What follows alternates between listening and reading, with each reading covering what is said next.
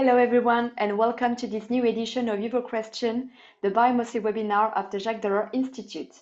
Today we have the pleasure to welcome Sébastien Maillard, Special Advisor to the Jacques Delors Institute. After a several blow at the European election, Emmanuel Macron immediately decided to dissolve the National Assembly. French citizens are therefore called up to vote their representative this Sunday, 30th June, and on July 7th. But what will this unexpected election mean for France's European policy? Could a cohabitation affect France's position in the EU? And what influence will France keep in shaping the European Union with a possibly weakened president? Sébastien, you have the floor. Thank you very much, Lara, and glad to be back in the Euroquestions, especially in this moment.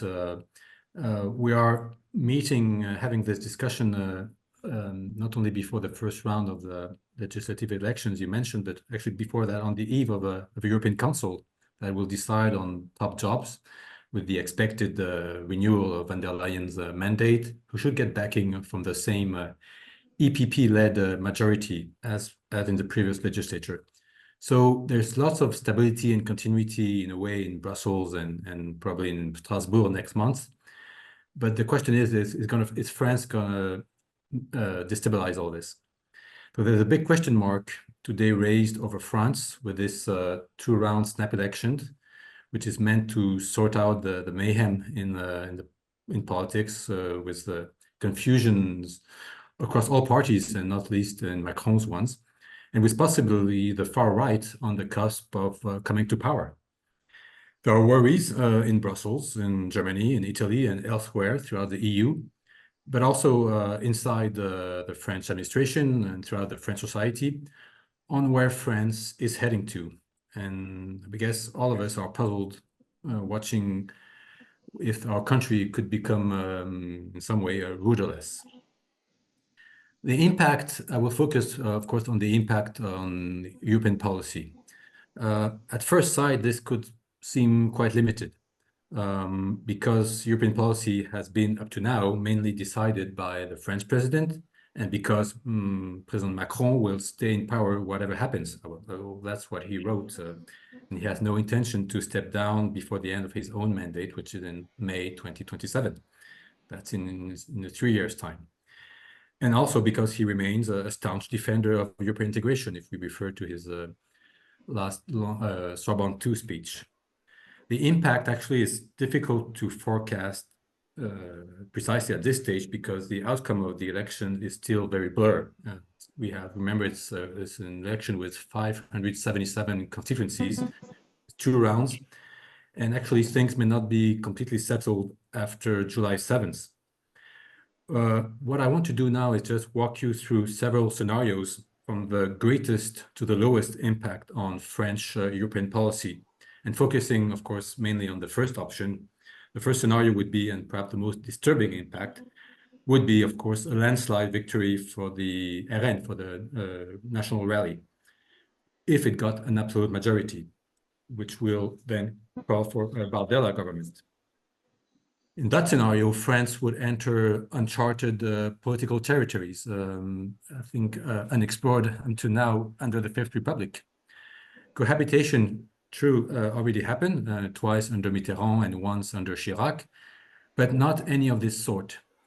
First, because before cohabitation was between two opponents, but coming from mainstream parties, which both parties have experienced in governance, which were respectful of each other's opinions, who would agree to disagree, and sharing basic democratic principles, sharing the same tradition républicaine, as we call it. In 1993, the cohabitation was even coined the cohabitation de velours, velvet cohabitation, and one that the administration could live with. This would not be the case with the National Rally. And to some extent, cohabitation with some insoumis ministers would not be very smooth either. The political dynamics also are very different from the previous cohabitation we experienced, because it also depends on the political situation the president is in. whether he's an outgoing president or whether he's preparing for the next presidential election. Under Chirac, cohabitation, or with Mitterrand, the first one, they were both preparing for their own re-election. This time, the political dynamic, I think, is very different because first, this is an outgoing Macron ending his term and not being able to stand up for the next presidential election. Secondly, he cannot dissolve the National Assembly before a year's time, before June next year. He would have been defeated twice in a month. And so, and his own party will be in shambles. So this will be, we call a sort of lame duck president, and would, of course, diminish France's role on the European scene. So the cohabitation with Le Pen's party would be rough and tough, and a real stress test for the French constitution and for the cohesion of a highly polarized French society, which would be in a state of shock, actually.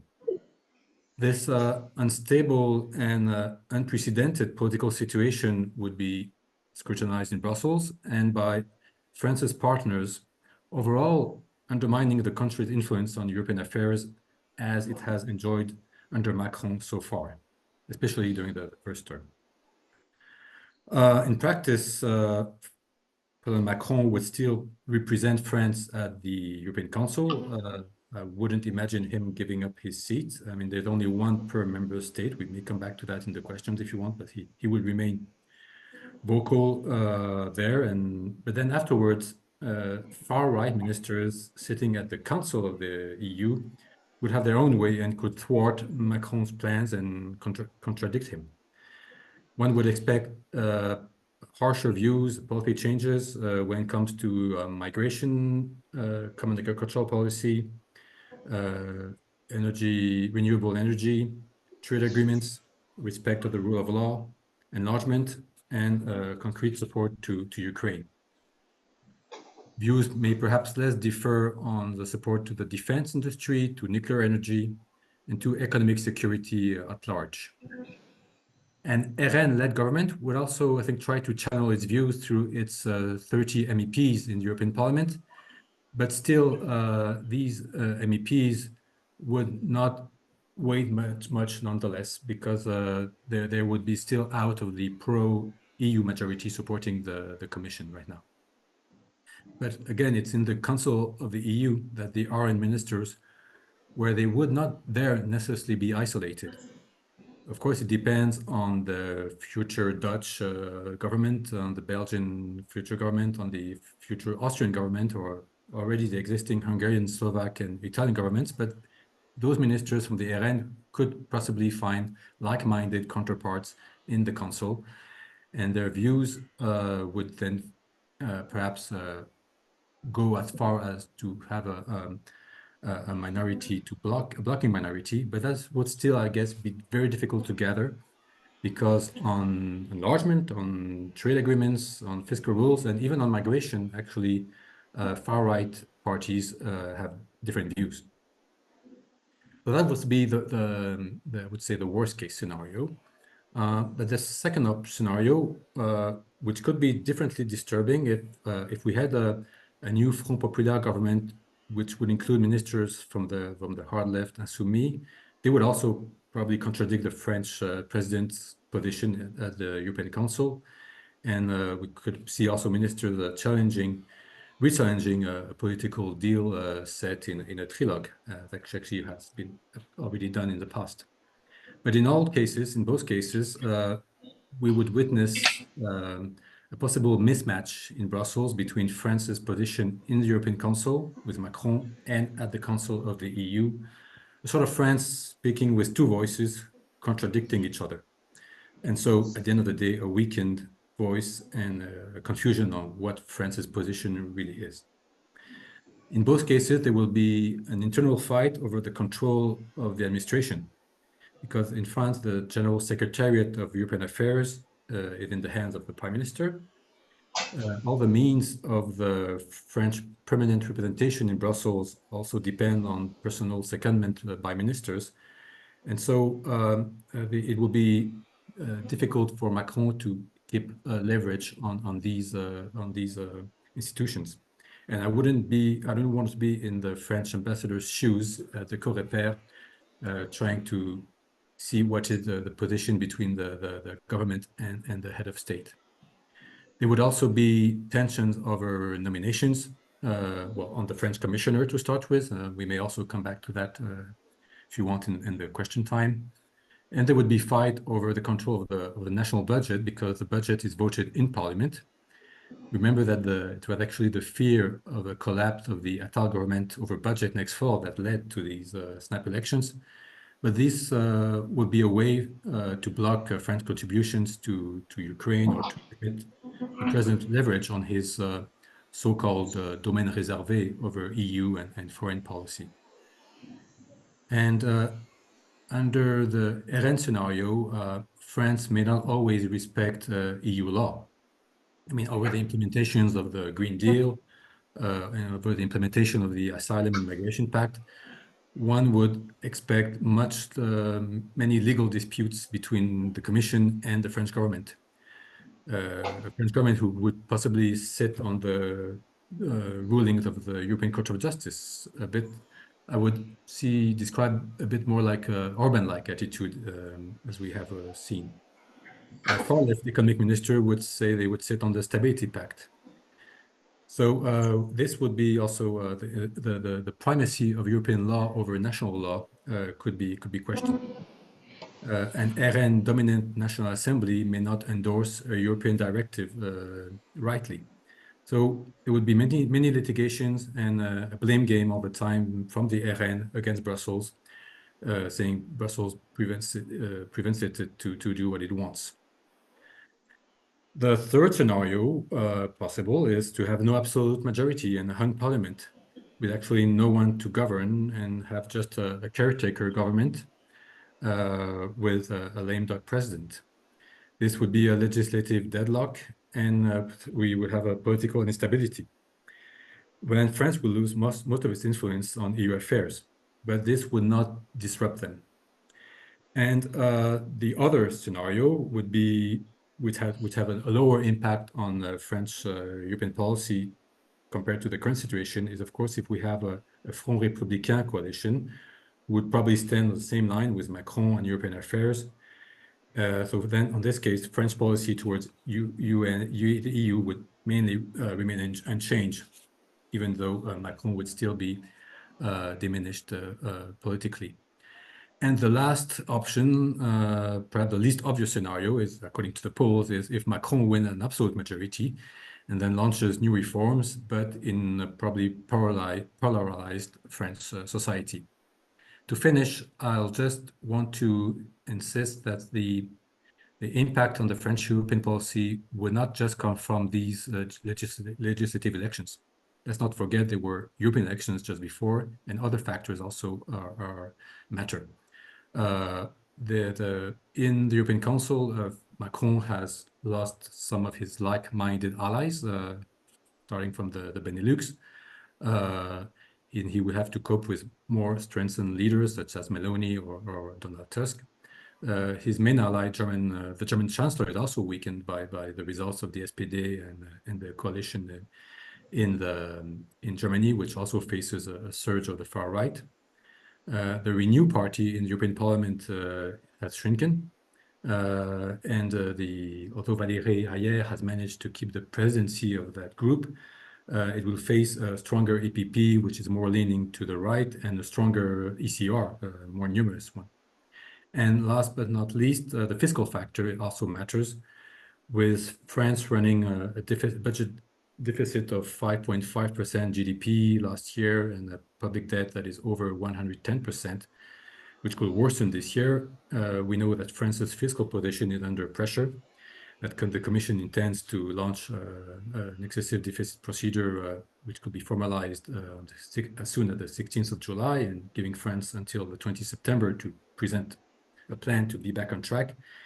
And so in this situation, to have, depending on the scenario, it would be perhaps difficult for France to be convincing of its commitment to be back on track. And so if we were to have a far-left minister sitting at the ECOFIN with a massive tax and spend agenda, that would raise concern on the financial markets and have knock-on effects in the country, but also in the Eurozone.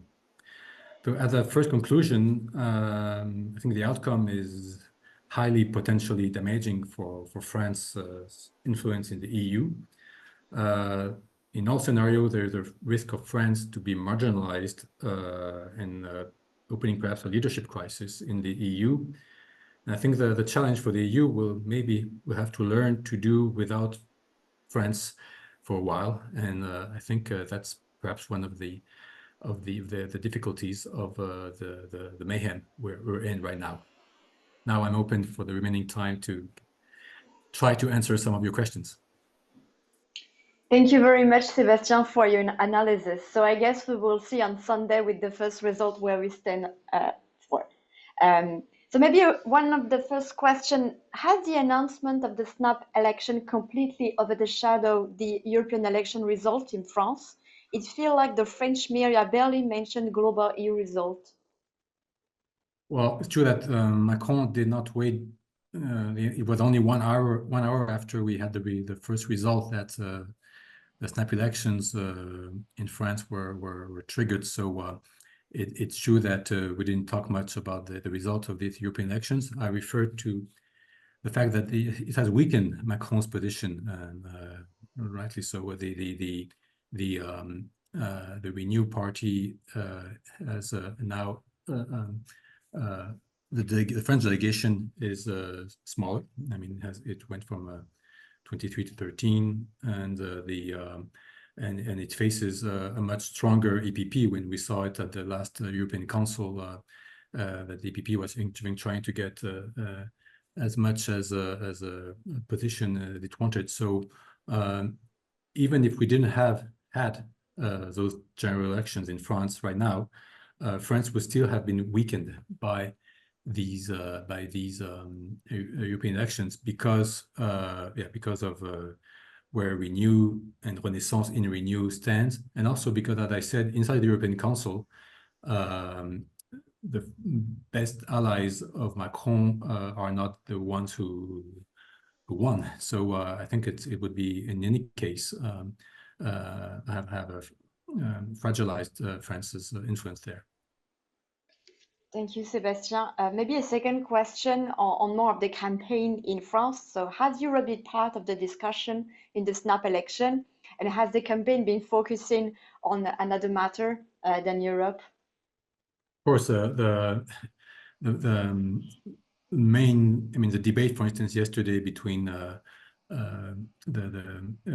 Manuel Bompard, between Bardella and Attal, didn't talk about Europe at all. It was about migration, it was about education, it was about security.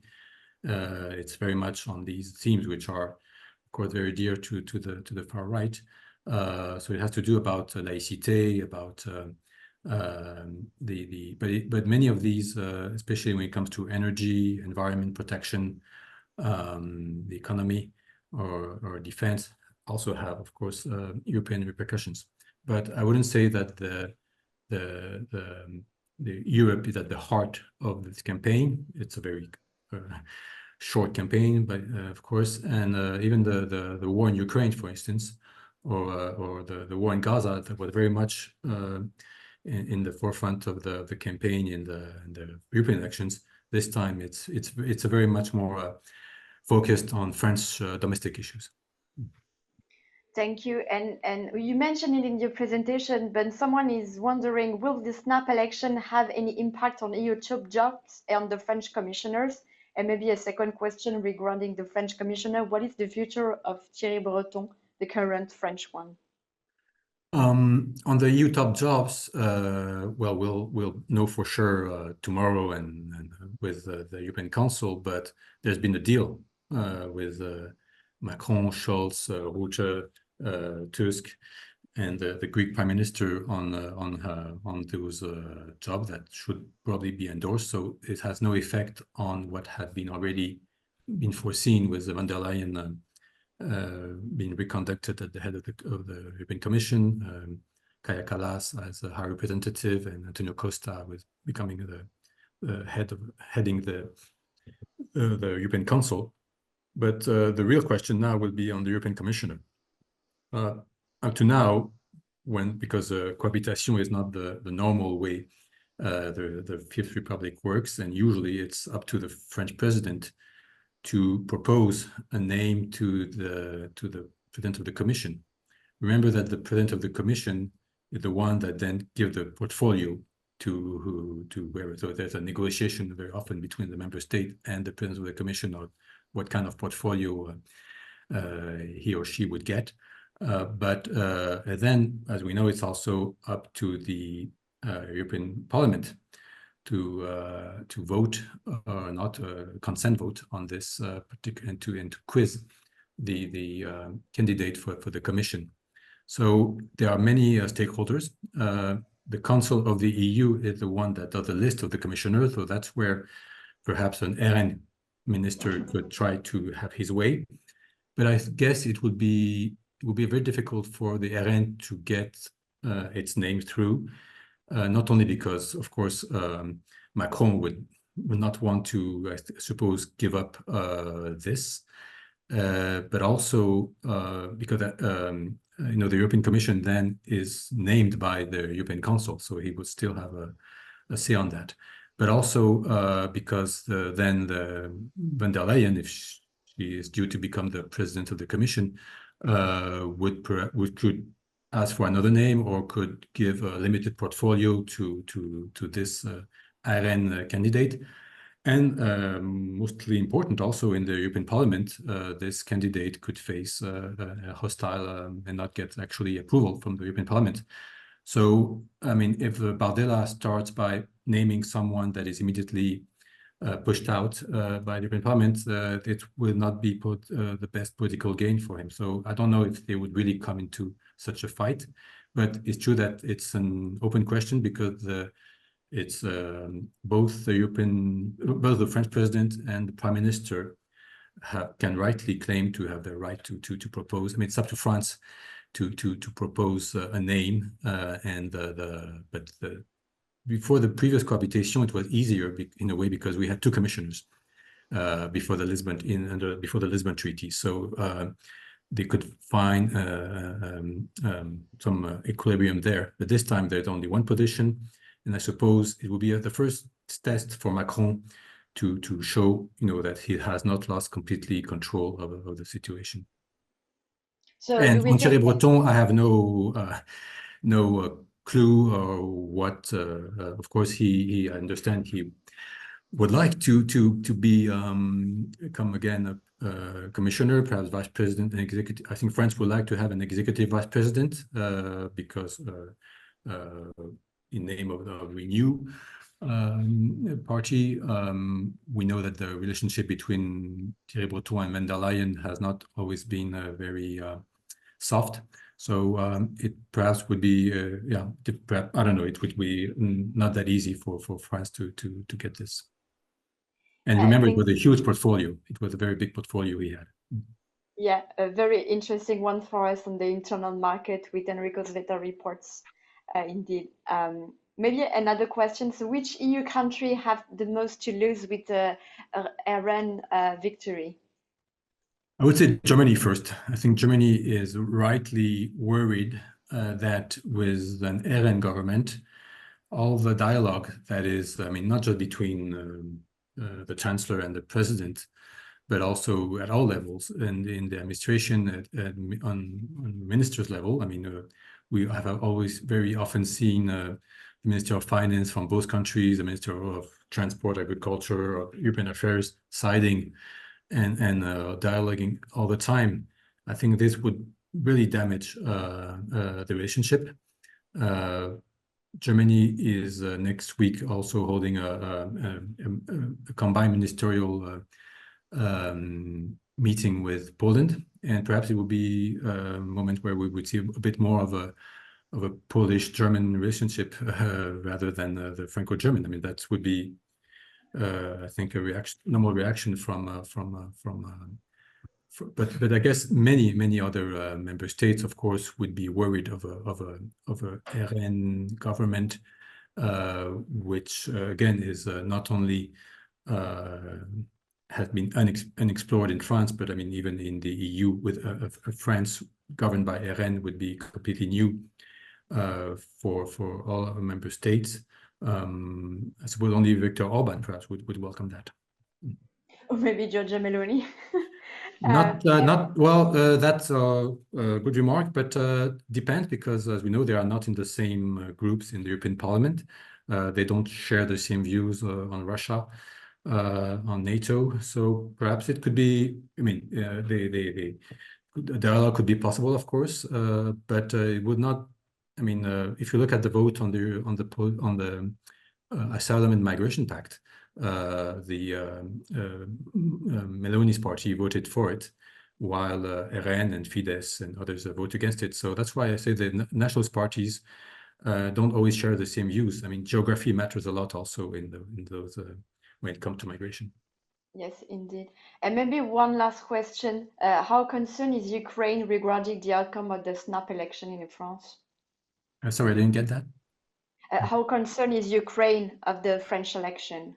Do they have to worry? Ukraine feel very concerned because Macron has been one of the staunch defender of Ukraine accession, which was not which was a big shift in France's stance on enlargement.